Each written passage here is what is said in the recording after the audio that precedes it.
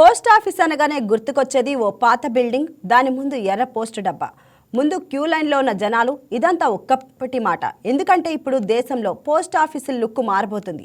మళ్ళీ పాత కళను తెచ్చేందుకు మారుతున్న ట్రెండ్ అవసరాలకు తగ్గట్టుగా సేవల్లో మార్పులు చేస్తుంది పోస్టల్ శాఖ.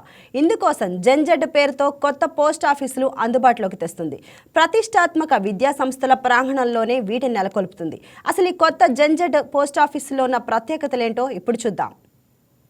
టెక్నాలజీ పెరిగాక స్మార్ట్ ఫోన్ల ద్వారా ప్రేమైన వారి క్షేమ సమాచారాన్ని ఆడియో వీడియోల రూపంలో క్షణంలోనే తెలుసుకుంటున్నాం. కానీ ఫోన్లు లేని పాతకాలంలో అలా కాదు, ఉత్తరాలే ఎక్కువగా ఉపయోగించేవారు. తమ ప్రియమైన వ్యక్తుల నుంచి వచ్చే ఉత్తరం గురించి ఎంతో ఆసక్తిగా ఎదురు చూసేవారు. ఎప్పుడెప్పుడు పోస్ట్ మ్యాన్ వస్తాడా, ఉత్తరం ఎప్పుడు అందిస్తాడా అనే ఆత్రతో ఉండేవాళ్ళు. సైకిల్ మీద పోస్ట్ మ్యాన్ వస్తూ బెల్లు కొడుతుంటే గుమ్మం బయటకు పరిగెత్తేవారు. పోస్ట్ మ్యాన్ ఉత్తరం ఇవ్వగానే దాన్ని గబగబా చించి చదువుతూ ఏదో తెలియని అనుభూతి పొందేవారు.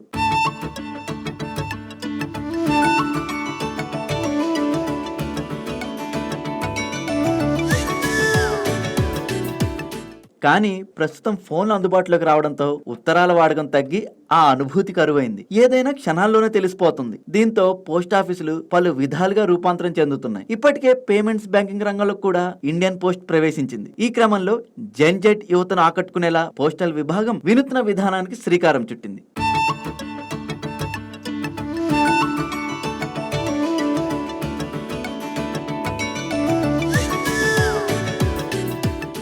జెన్జెడ్ థీమ్లతో ఢిల్లీ వంటి నగరాల్లో ఇప్పటికే ప్రారంభమైన ఈ పోస్ట్ ఆఫీసులు ఆంధ్రప్రదేశ్లోనూ అడుగుపెట్టాయి. ఇటీవల వైజాగ్లోని ఆంధ్ర యూనివర్సిటీలో ప్రారంభమైన ఈ జెన్జీ పోస్ట్ ఆఫీసును తాజాగా అమరావతిలోని విట్ యూనివర్సిటీలో కేంద్ర మంత్రి పెమ్మసాని చంద్రశేఖర్ ప్రారంభించారు. ఈ పోస్ట్ ఆఫీస్ ఫాస్ట్ గా, స్మార్ట్ గా, స్టైలిష్ గా ఉంటుందని పోస్టల్ విభాగం వెల్లడించింది. డిజిటల్ సేవలతో పాటు విద్యార్థులకు ఉచిత వైఫై, లైబ్రరీ వంటి సౌకర్యాలను కూడా ఈ పోస్ట్ ఆఫీసులో అందిస్తున్నారు.